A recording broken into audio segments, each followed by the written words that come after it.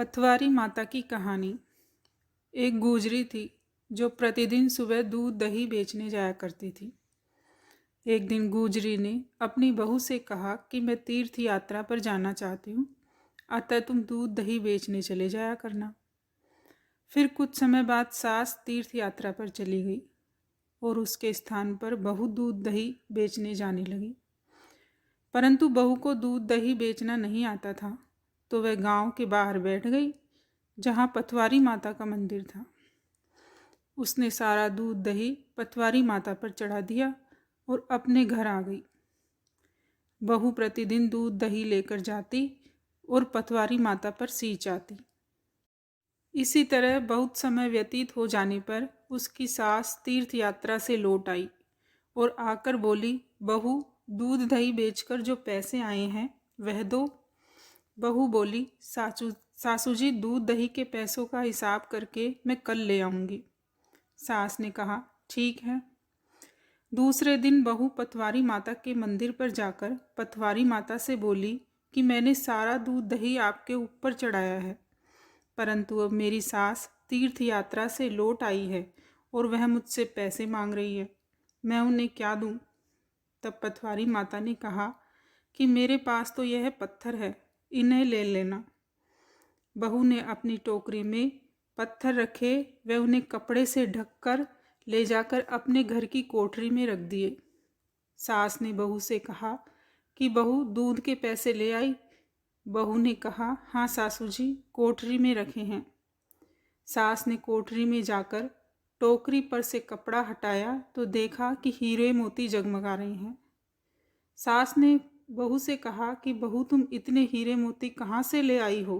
तब बहू ने दूध दही पथवारी माता पर चढ़ाने की बात से लेकर टोकरी में पत्थर भरकर लाने तक की सारी बात बताई। अब तो सास के मन में लालच पैदा हो गया। अगले दिन से सास दूध बेचने जाने लगी और बहू की तरह वह भी पथवारी माता के यहाँ सींच आती। जब पूरा 1 महीना हो गया तो सास ने बहू से कहा कि बहू तुम अब दूध के पैसे का हिसाब मांगो। तब बहू ने कहा, सासू जी, मैं आपसे पैसे का हिसाब कैसे मांग सकती हूँ? लेकिन सास अपनी जिद पर अड़ी रही। तब बहू ने कहा, ठीक है सासू जी, लाइए दूध के पैसों का हिसाब दीजिए। अब अगले दिन सास पथवारी माता के मंदिर में जाकर बैठ गई और पथवारी माता से बोली कि माता, मैंने पूरे महीने आपके यहाँ दूध चढ़ाया है, अब मेरी बहू पैसे मांग रही है मुझसे, अब मैं कहाँ से दूँ? तब पथवारी माता ने कहा कि मेरे पास तुम्हें देने के लिए कुछ नहीं, ये पत्थर है, जो ले जाओ।